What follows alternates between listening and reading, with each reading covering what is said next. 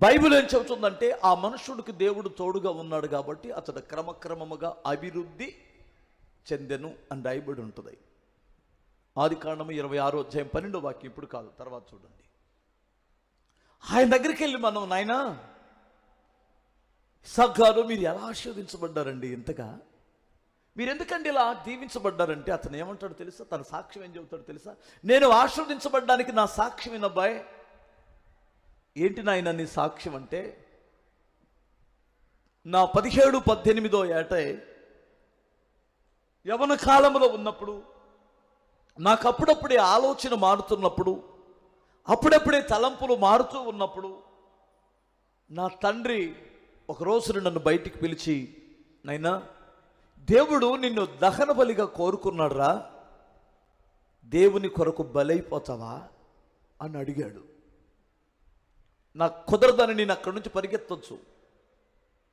నా 110 సంవత్సరాలు ఉన్నటువంటి నా తండ్రి, 115 సంవత్సరాలు ఉన్న నా తండ్రి నన్ను పట్టుకోలేడు. నేను పరిగెత్తొచ్చు, నా కాళ్ళు ఉన్నాయి, నాకు బలం ఉంది నా కాళ్ళలో. లేడి పిల్లలాగా గంతులేసి నేను నా తండ్రికి దేవుడికి కూడా దొరకకుండా పరిగెత్తగలను. కానీ నా తండ్రి మాటకి విధేయత చూపించి నా జీవితాన్ని నేను బలిపీఠం మీద పెట్టుకున్నాను అంటాడు. చూడండి, మీరు ఆశీర్వదించబడినటువంటి వారిని మీరు అడిగి చూడండి, మీరు ఎందుకు ఆశీర్వదించబడ్డారు, ఎందుకు మీరు ఇంత పైకి వచ్చారు ఇస్సాకు గారు, ఎందుకు మీరు అనేకులకు ఆశీర్వాదకరమైనటువంటి వ్యక్తిగా మారారు అంటే, నేను నా తండ్రి మాటకి విధేయత చూపించాను.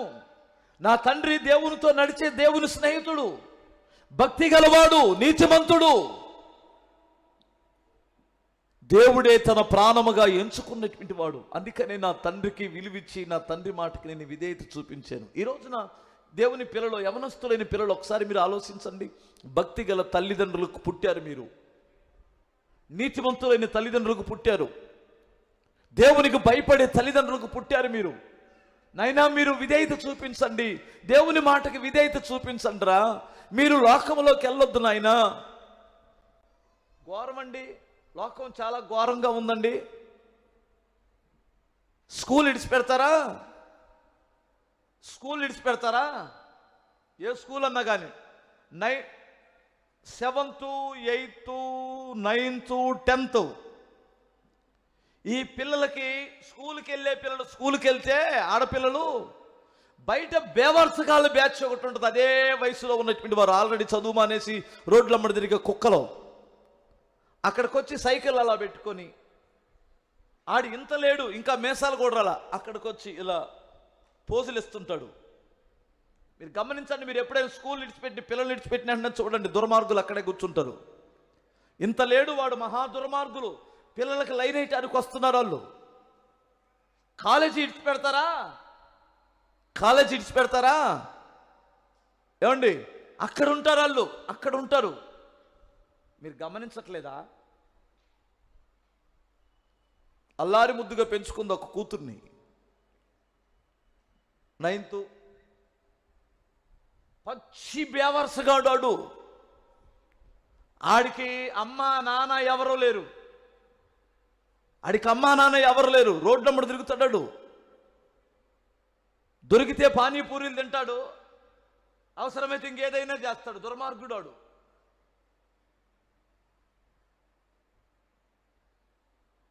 వాడు ఎక్కడ పరిచయం అంటే స్కూల్ బయట. ఈ పిల్లకి ఎక్కడ పరిచయం? స్కూల్ బయట కురుకురే ప్యాకెట్లు కొనిచ్చుంటాడు.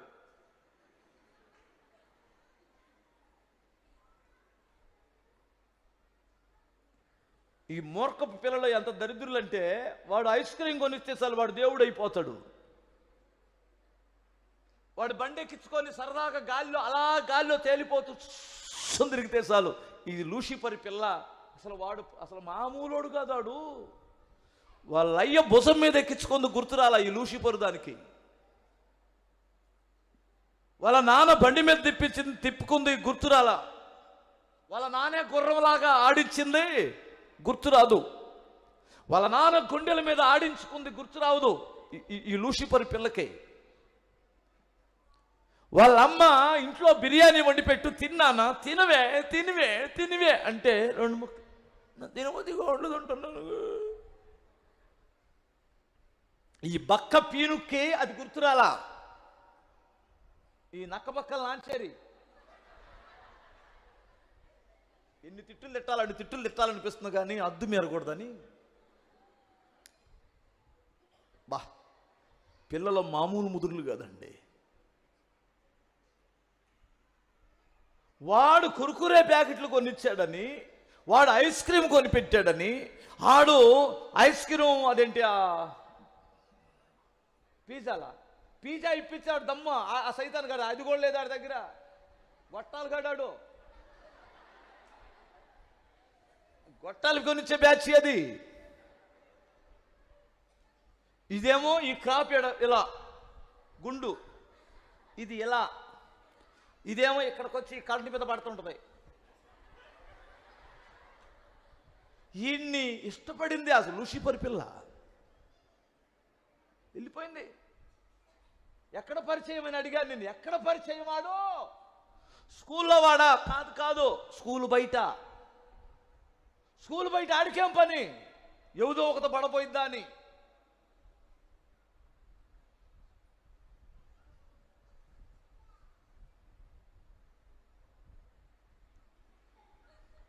రే, క్రాప్ గాళ్ళు ఎవడన్నా ఉన్నాడు ఇక్కడ? రాకపోయినా పర్వాలేదులే, మీకు దండం పెడతాను, మార్చుకోండి రా క్రాపులన్నా. ఎవడన్నా ఉన్నాడేమో ఇక్కడ? స్తోత్రం చెప్పగలరా? ఈ తండ్రులు కూడా మామూలు కాదు. ఈ తండ్రులు ఇంతోడు వాడు 3 ఏళ్ళలోని బండి మీద ఎక్కించుకొని 3 ఏళ్ళలోడికి ఏడేలా ఉడచారలు ఇక్కడ 2, ఇటు 2 నాలో నాయనా ఇప్పుడు ముద్దుగా కొరికించావుగా, తర్వాత నీకు పట్టపగులు చూపిస్తాడు చుక్కలాడు. అరుంధతి నక్షత్రం చూపిస్తుంటాడు కదా పెళ్ళైన అంటనే. ఎవరంత తక్కువ దేవుడు నన్ను ఉన్నారనుకో, నాకేం కనిపించట్లేదు. అదిగో ఎవరంత తక్కువ పిల్ల ఉందనుకో, ఎవరైనా నాకేం కనిపించట్లేదు ఏంటి అంటే అక్కడ పక్కనున్న పంతులు అంటాడు, మాయ్ కనపడదలే, కనపడిందని చెప్పు. ఈడేమో కనపడకుండగానే కనపడిందని చూపిస్తాడు. ఈ అమ్మాయి ఏమో కనపడకుండానే కనపడిందని చెప్పాలంట. అసలు పునాది దేని మీద కట్టారు చెప్పరేంటమ్మా? అబద్ధం మీద కట్టారు పునాది. ఇస్సాకు, బాబు నువ్వు ఎలా ఆశీర్వదించబడ్డావు నాయన అంటే, నా తండ్రికి నేను విధేయత చూపించాను అంటాడు. దగ్గరగా స్తోత్రం చెప్పాలి.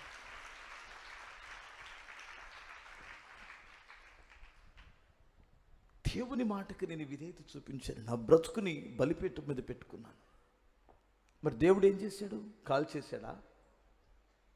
బూడిద చేశాడా? ఫస్ట్ బూడిదైపోతాను అనుకున్నాను ఆ శ్రమలో, నా చేతులు కాళ్ళు కట్టేసినప్పుడు. కానీ నేను బలిపీఠం మీద కళ్ళు మూసుకొని ఉన్నాను. నా తండ్రి కత్తి తీసి పైకెత్తాడు. ఈ రోజుతో నా చాప్టర్ క్లోజ్ అనుకున్నాను. మా నాన్న సెకండ్లో కత్తి దించాడు. నాకేం అర్థం కాల. ఎందుకు నాన్న కత్తి దించావన్నాను. దేవుడు నాతో మాట్లాడాడు నాన్న. ఏమని? వాడి మీద చెయ్యొద్దు, విధేయుడైనటువంటి వాడిని చంపడం, వాడి రక్తం కళ్ళజూడడం నేను కఠినాత్ముడు కాదు, నేను బలిని కోరువాడను కాదు. ప్రభువా మరి బలిపీఠం పేర్చాం, కట్లు పేర్చాం, బలి ఎలా? నీ కొడుకు ప్రతిగా అదిగో ఆ పొదలో గొర్రె పిల్ల ఉంది. నీ కొడుకుకి ప్రతిగా బలవడానికి గొర్రె పిల్లను సిద్ధంగా ఉంది. ఆ గొర్రె పిల్లను బలివు, నేను అంగీకరిస్తానన్నాడు. 2 తండ్రి కొడుకులు కౌగిలించుకొని ఏడ్చుకొని కృతజ్ఞతాస్తుతులు చెల్లించారు. ప్రభువా మా కొరకు గొర్రె పిల్లను పంపించావా? విధేయులైన వారి కొరకు గొర్రె పిల్లను పంపిస్తావా? బలిపీఠం మీద వారి జీవితాలను పెట్టుకునేటువంటి వారి కొరకు గొర్రె పిల్లను పంపిస్తావా అని ఆ గొర్రె పిల్లను తీసి నిర్దాక్షిణంగా బలిచ్చారు. ఆనాడు ఇస్సాకుకు ప్రతిగా గొర్రె పిల్ల బలైతే ఈరోజు నీకు నాకు ప్రతిగా యేసుక్రీస్తు అనే గొర్రె పిల్ల బలైంది. సత్యం కాదా? ఇది సత్యం కాదా? దగ్గరగా స్తోత్రం చెప్పండి. మరి ఎలా నువ్వు క్రమక్రమంగా అభివృద్ధి చెందావయ్యా? నా తండ్రి నాకు విత్తనాలు వేయడం నేర్పించాడు. ఆ సంవత్సరము విత్తనం వేసి అతడు 100 ఫలము పొందెను అని రాయబడి ఉంటుంది. హల్లెలూయా. నాకు విత్తనాలు వేయడం నేర్పించాడు. మీరు ఎప్పుడైనా గమనించండి, ఇలా చేయి పెట్టినటువంటి వాడు జీవిత కాలం అంతా అడుక్కు తినేవాడే. ఇలా ఇలా ఇదిగో ఇలా చిన్నప్పటి నుంచి కొంచెం పెట్టవా, ఇదే నేర్పించారు. రేయ్ నువ్వు పెట్టకూడదు, అడుక్కో అని చెప్పింది వాళ్ళమ్మ. నీ కింద ఖర్చు పెట్టాను, ఏం చేసావు? మందికి పెట్టావా? మంది దగ్గర అడుక్కో నాన్న. ఈయన్ని ఫస్ట్ నుంచి అడుక్కునేవాడిని చేసింది అమ్మే, ఈయన్ని ఫస్ట్ నుండి అడుక్కునేవాడిని చేసింది నానే. రై 10 రూపాయలు ఇచ్చాను, ఏం చేసావు? మా ఫ్రెండ్కి కొనిపెట్టాను డాడీ. చంపేస్తాను నీ సరిస్తాను చూడు, చెప్పు తీసుకొని కొడతా కాడదా, పెట్టకూడదురా.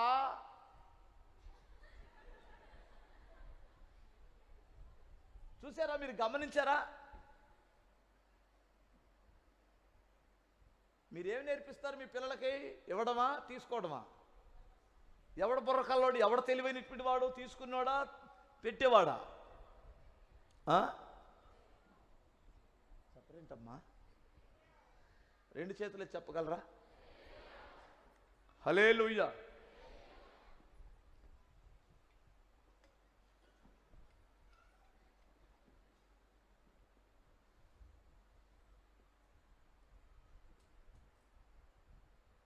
ముగ్గురు స్నేహితులు అక్కడ నిల్చున్నారంట. ఒక అబ్బాయి యవనస్తుడు, వాళ్ళ వయసుడే, కారు సర్రని వేసుకుని వచ్చాడు అక్కడికి. వాళ్ళు ఆశ్చర్యపోయారు. రై ఈ వయసులో ఎంత ఖరీదు కలిగిన కారు నీకు ఎక్కడది అని అడిగారు. మా ఫ్రెండ్ ఒక అతను నాకు గిఫ్ట్గా ఇచ్చాడు అన్నాడు. గిఫ్ట్గా ఇచ్చాడా? వాళ్ళ మనసుల్లో వేరే ఆలోచన వచ్చింది. ఒకడు ఏమనుకున్నాడంటే, నాకు కూడా ఇలాంటి కారు ఉంటే బాగుండు అనుకున్నాడు ఒకడు. ఇంకొకటి ఏమనుకున్నాడు తన మనసులో, నాకు కూడా ఇలాంటి గిఫ్ట్ ఇచ్చే ఫ్రెండ్ ఎవడైనా దొరికితే బాగుండు అనుకున్నాడు. ఇంకొకటి ఏమనుకున్నాడంటే, ఆ గిఫ్ట్ ఇచ్చిన ఫ్రెండ్ ఎంత మంచివాడు, అలాంటి మనసు నాకుండి నేను నా స్నేహితునికి గిఫ్ట్ ఇస్తే కారు ఎంత బాగుంటుంది అనుకున్నాడు. మీకు అర్థమైందా? ఒకడు ఏమనుకున్నాడు, నాకు కూడా ఉంటే బాగుండు, కష్టపడాల్సిన అవసరంలా, ఉంటే బాగుండు, ఉంటే బాగుండు. ఇంకోటి ఏమన్నాడు, ఇలాంటి ఫ్రెండ్ నాకు కూడా ఉంటే ఎంత బాగుండేది అనుకున్నాడు. ఇంకోటి ఏమనుకున్నాడు, అసలు ఆ ఫ్రెండ్ ఎంత మంచివాడు అయి ఉండొచ్చు, ఎంత ఖరీదైన కారు గిఫ్ట్ ఇచ్చాడంటే, బా నేను కూడా కారు ఇస్తే నా ఫ్రెండ్కి ఎంత బాగుంటుంది అనుకున్నాడు. వారి జీవితాలు అలా కొన్ని సంవత్సరాలు అయిపోయిన తర్వాత జరిగిన సంగతి ఏమిటి తెలుసా? వాళ్ళిద్దరు అలాగే ఉన్నాడు. ఈయన ఒక కార్లు కంపెనీ పెట్టి ప్రపంచానికి కార్లు అందించేవాడుగయ్యాడు. నీకు అర్థమవుతుందా? నీ మైండ్ని బట్టి ఉంటుంది. తీసుకుందాం తీసుకుందాం తీసుకుందాం తీసుకుందాం, తిందాం తిందాం తిందాం తిందాం, ఇదే రంది. పెడదామనే మనసు ఎవడుకుంటుందో ఆ వ్యక్తిని అభివృద్ధి చేస్తాడు దేవుడు. ఇచ్చే మనసు ఎవడుకుంటుందో వాడిని దేవుడు దీవిస్తాడండి. విత్తనము వేసి 100 ఫలము పొందెను. హల్లెలూయా.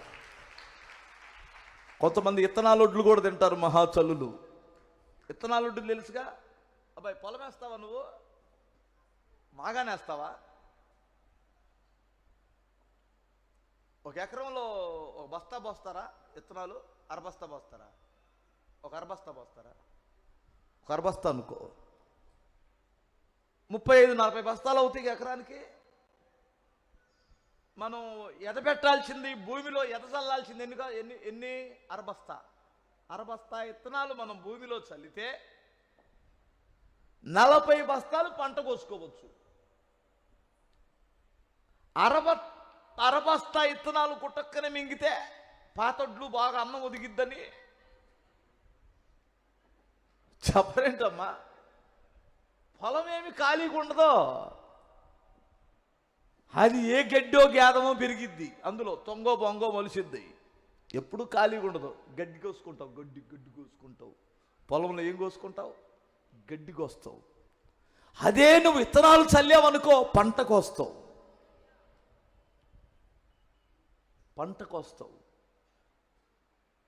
ఎందుకు నువ్వు ఆశీర్వదించబడ్డావంటే, నేను నా జీవితాన్ని త్యాగం చేశాను, నాకు కలిగిన దానిని కూడా నేను త్యాగం చేస్తాను, అందుకు నా దేవుడు అభివృద్ధి చేశాడంటాడు.